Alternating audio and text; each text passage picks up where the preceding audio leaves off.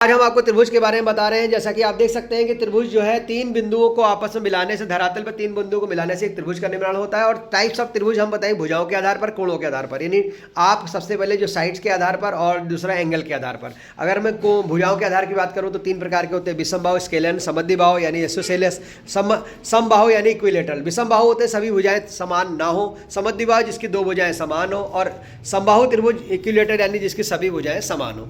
अब आते हैं हम कोणों के प्रकार, यानी यहाँ पर समकोणीय त्रिभुज राइट एंगल जिसका एक एंगल 90 डिग्री का होता है, न्यून कोणीय एक्यूट एंगल ट्रायंगल जिसके सभी कोण जो है 90 डिग्री से कम के होते हैं, एंड अधिक कोणीय ऑब्ट्यूस एंगल जिसका एक कोण 90 से अधिक का होता है। अब तीसरा आते हैं दोस्तों परिमाप। परिमाप यानी क्या होता है, तीनों भुजाओं के योग को हम बोलते हैं परिमाप, यानी अगर त्रिभुज के तीनों भुजाओं को जोड़ दिया जाए तो परिमाप बनता है। इसके बाद दोस्तों परिभाषिक शब्द टर्मिनोलॉजीज में आ जाते हैं हम लोग। सबसे पहले माध्यिका यानी मीडियन के बारे में आपको बताते हैं। तो मीडियन क्या होता है, जैसे कि एक त्रिभुज ले लिया, इस त्रिभुज में जो शीर्ष भुजा है यहाँ से हमने इस भुजा पर अगर खींचा और ये दोनों को आधा करती है तो इसको बोलते हैं माध्यिका, यानी इस लाइन को बोलते हैं माध्यिका यानी मीडियन। उसके बाद दोस्तों आ गया शीर्षलम यानी एल्टीट्यूड। अगर एक त्रिभुज है, उस त्रिभुज के शीर्ष से हमने इस भुजा पर 90 डिग्री का एंगल ड्रॉ किया तो इससे बोलते हैं शीर्ष लंब यानी एल्टीट्यूड।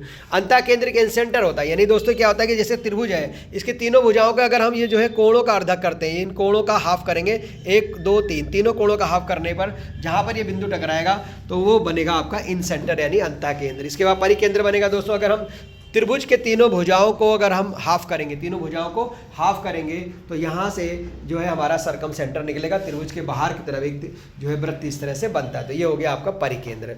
तो यहाँ पर बाहर की जो जब बनता है यहाँ पर वृत्त तो परिकेंद्र हो गया, और जब अंदर बनेगा तो अंतः केंद्र हो गया।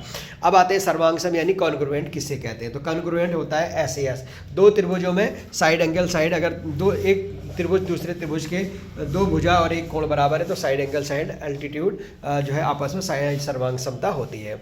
इसके बाद अगर हम बोले साइड एंगल एंगल तो एक त्रिभुज की जो है एक भुजा और दो कोण दूसरे त्रिभुज के दो भुजा और कोण के बराबर होते हैं तो ये होता है दूसरी सर्वांग समता। तीसरा होता है साइड एक त्रिभुज की अगर तीन भुजाएं दूसरे त्रिभुज की तीन भुजाओं के बराबर हो तो वहाँ पर सर्वांगसम त्रिभुज बनते हैं। इस तरह राइट RHS थ्योरम भी आती है। पाइथागोरस थ्योरम की बात करें अगर तो पाइथागोरस थ्योरम होती है, अगर एक समकोण त्रिभुज की बात करें, जो राइट एंगल ट्रायंगल है उसकी बात करें तो उसमें जो सबसे बड़ी भुजा होती है हाइपोटेनियस का स्क्वायर इज इक्वल टू होता है बेस का स्क्वायर प्लस परपेंडिकुलर का स्क्वायर। ठीक है।